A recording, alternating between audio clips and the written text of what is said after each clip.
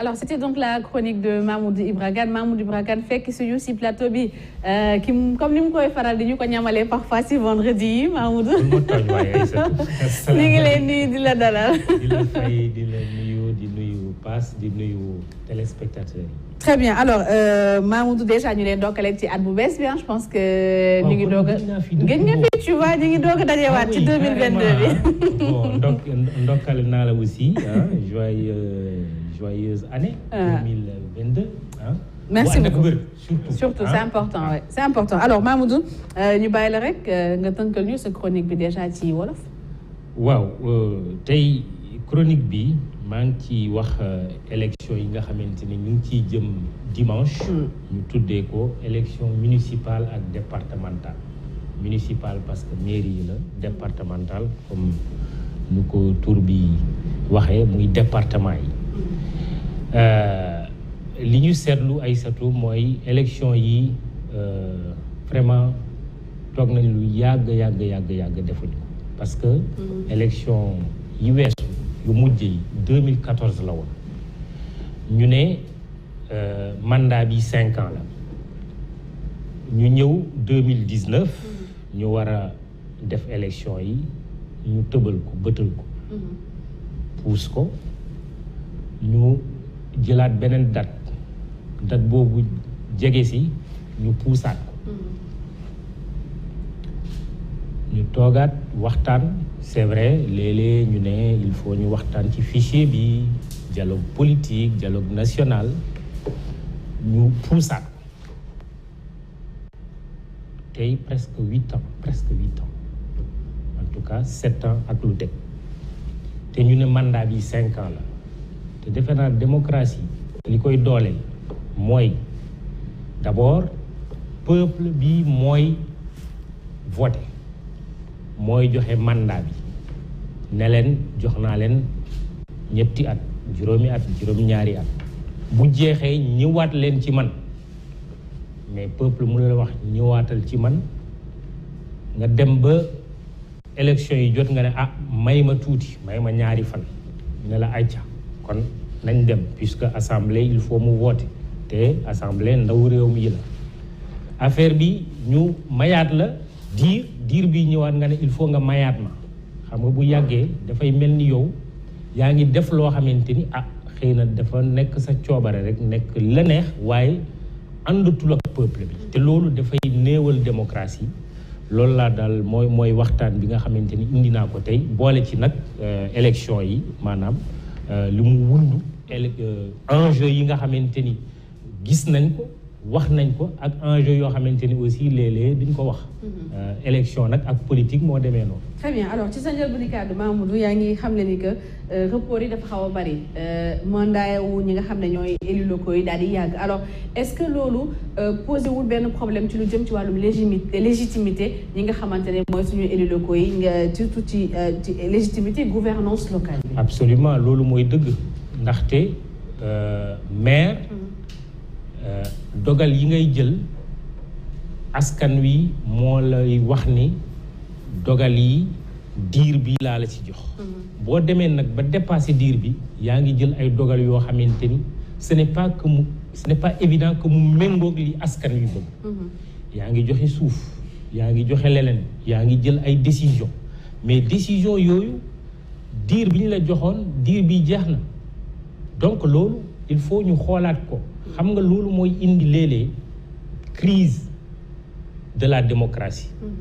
ndaxte bu askan demee ba mënatul am kàddu ñu naj baat bi bu yàggee dafay nuroog leneen te bu yàggee peuple bi ci boppam dafay ut yeneen pexe loolu mooy indi ngay gis yenn violence yi parce que bu fekkente ni man jox naa la diir sa diir jeex nga ne man faaleetuma la damay continuer di def loo xamante ni man jàpp naa ni parce que am naa majorité wala am naa pouvoir war naa ko mën def da ngay indi pour moi une crise de la démocratie diggante ki nga xamante ni moom la ñu fal ak ki ko fal ndaxte souveraineté dafa ne ci suñu constitution loolu dañ ko tënk ci charte réew mi ñu ne souveraineté peuple bi moo ko moom askan wi moo ko moom askan bi mooy désigner li muy woowee représentant yooyu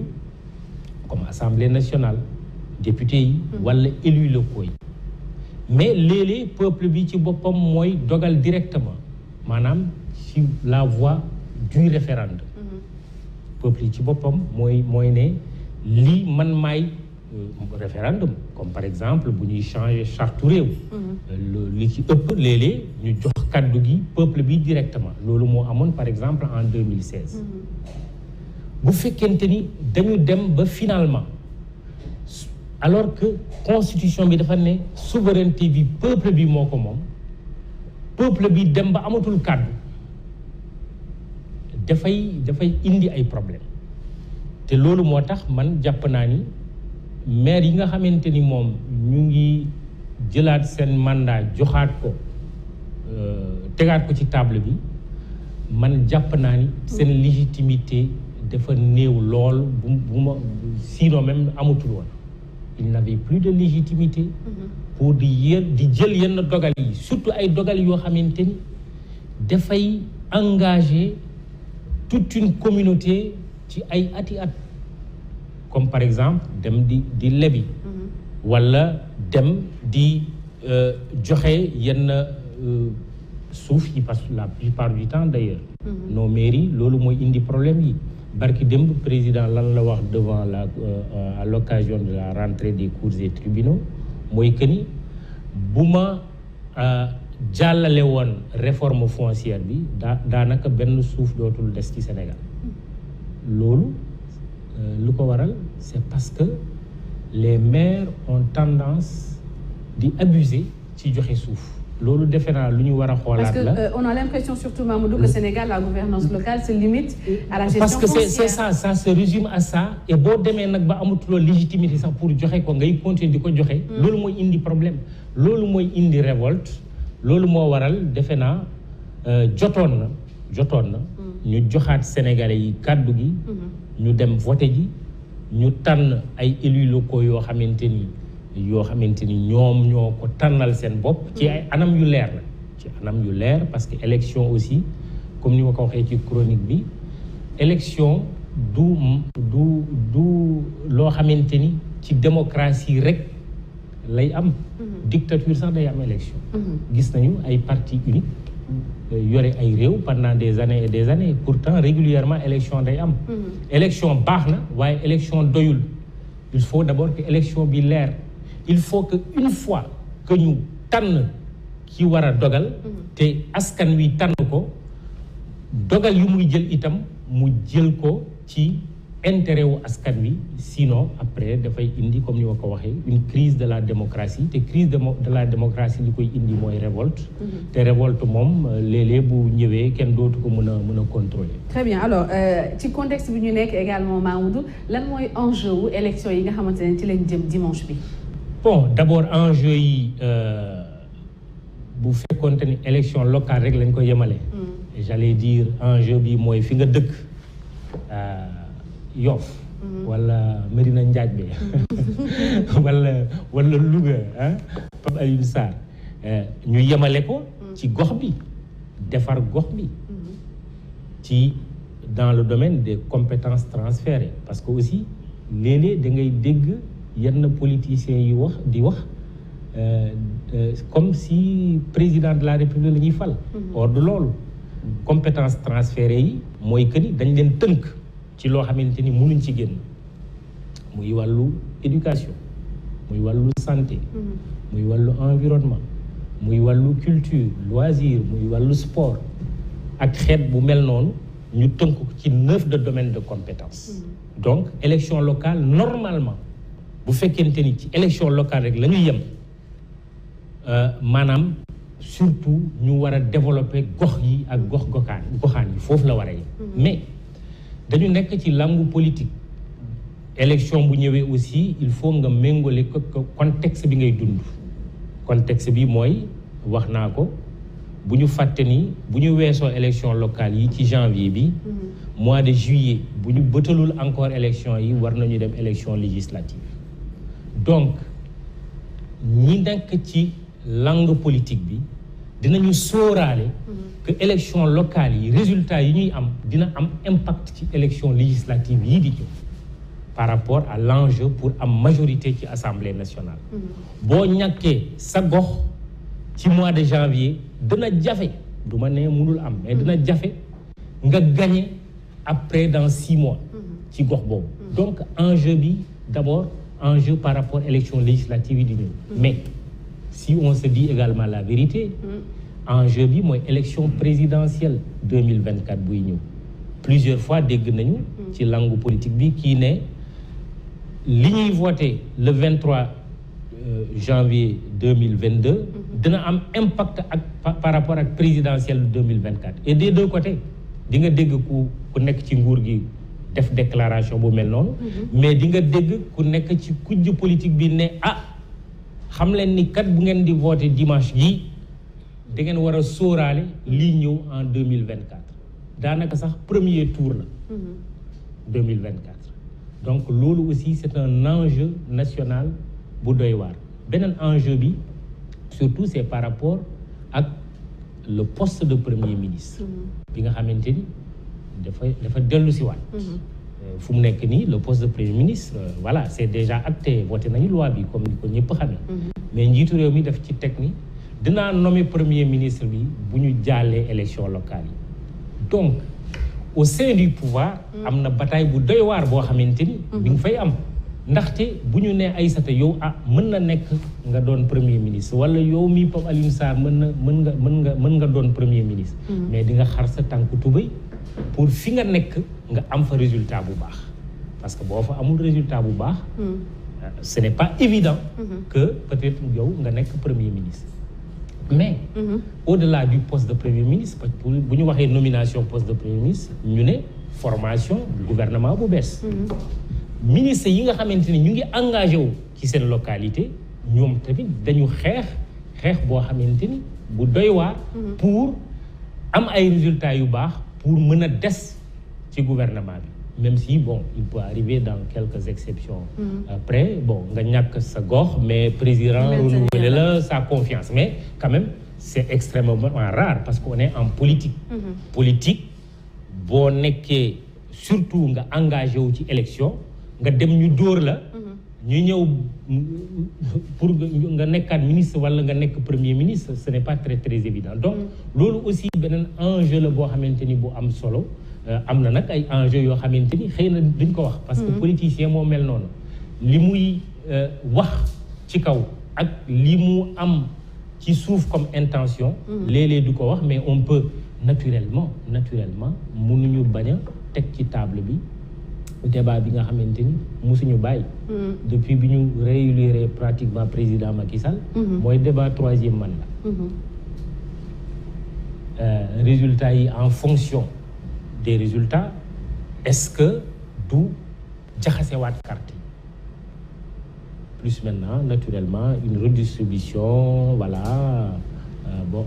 comment dirais-je des cartes yoo xamante ni souvent dañ koy seetlu bu ñu defee élection ba pare. Très bien Papa Alioune Sarr. bu bëri parce que l'analyse a été presque exhaustive wax man lu ma gën a jaaxal rek mooy date bi doo si rendre compte sax nit ñi def nañ fi juróom-ñetti at 2014 ba 2022 juróom-ñetti at soo koy méngool mooy ñaari mandat présidentiel si dëkk bu gën a am doole si monde bi di États-Unis ñaari mandat présidentiel bu 4 ans loolu lu doy waar la moo tax defoon naa ni demin bi mënoon naa gën a rafet parce que sooy xool journaux yi tey ñu ngi naan ça brûle y a le feu am na benn xale boo xam ne si lakk nañ ko ci Kër Massar ñu koy marsawu ak grand-père am ndaxte man lu may comparaître rek mooy un mandat électif peuple bi moo koy joxe c'est le propriétaire mais imagine nga nekk yow nga yor ci kër maire bi nekk locataire mooy maire bi parce que dañ koy fal mu dem ba 5 ans ne la may ma parce que mënuguma génn nga may ko benn at nga mayaat ko ñaari at nga dem ba mayaat ko ñetti at xanaa kooku si génn war na laa sargal ne la merci beaucoup ndaxte may nga ma ñetti at moo tax le peuple est indulgent trop indulgent moo tax ma ni demin bi mënoon naa gën a rafet su fekkee sa violence bi ñu ngi koy wax mais mënoon naa gën a rafet ndaxte soo deful loo mënta def 8 ans yaakaar naa ni dina doy waar leneen li mooy l'enjeu national parce que soo gisee les aspirants candidat maire yi dañuy laaj est-ce que maire bi moyen la wala finalité parce que su nekkee moyen rek mën nga fàtte finalité bi parce que ñu la fal ñoo la war a njëkk a gis mais su fekkee ni moyen la pour accéder au fauteuil présidentiel soo moytuwul buñ lay falee la lay gëj a gis parce que say bëbët yëpp yaa ngi ko teg ci fauteuil présidentiel. Très bien. En tout cas, les élections sont là. Nous, ce qu'on peut faire, c'est assurer la couverture parfaite de ces élections et on va le faire, Inch'Allah Rabbi. C'est à vous de choisir. Merci beaucoup, Mahmoud Ibra Kane. ponk bu am solo. couverture bi. Inch'Allah immédiat comme ni koy faral di defee dina ci taxaw. muy ci rajo bi télé bi journal bi site bi ak réseaux sociaux. Inch'Allah. loolu da nga may benn seconde. Aïssatou. En 2000. téléphone portable moo beesoon ñu ñëwaat ba ay 2007 ñu commencé initier lu ñuy wax analyse des tendances analyse statistique des résultats loolu moo doon tax bu waxtu telle heure bu jotee après bu ñu tëjee bureau de vote yi dinañu xam à peu près ndax Pape Alioune Sarr la ñu fal wala Aïssata Ndiaye la ñuy fal kan moo ñàkk kan moo gañ lii bees nag ci jamono ji ñu nekk mooy les réseaux sociaux loolu moo tax toujours dama duma tay di ko wax foog journaliste yi kii moo réseaux sociaux yi imagine que dimanche même un bébé bu am parce que léegi c'est ça la réalité du téléphone portable bu toog téye téléphone am mën na joxe ay résultats mais yan résultats lay joxe kon média yi soobu leen bu baax ci réseaux sociaux yi pour ñu nekk une source fiable de diffusion de l'information sinon en réalité démocratie la ñuy menacer de manière générale pas seulement au Sénégal damay fàttali li xew États-Unis président bu toog di diffuser ses propres résultats mooy Donald Trump donc ci loolu daal laa leen di ñaaxee di góorgóorlu Inch'Allah di leen wax Juma Mubarak. Merci beaucoup Juma Mubarak en tout cas le groupe E-Media Invest ñëpp xam nañ leen ci couverture yi def ci li nga xamante ne moo di élection taxawaay bi ñu ci am Inch'Allah moom lañ ci amaat dimanche ñu ngi waajal ci suñu quotidien ci suñu site internet ci suñu télé ak ci suñu rajo ak suñu réseaux sociaux yëpp comme ni ko Mamadou waxee suñu plateforme digitale bi yëpp Inch'Allah on est mobilisé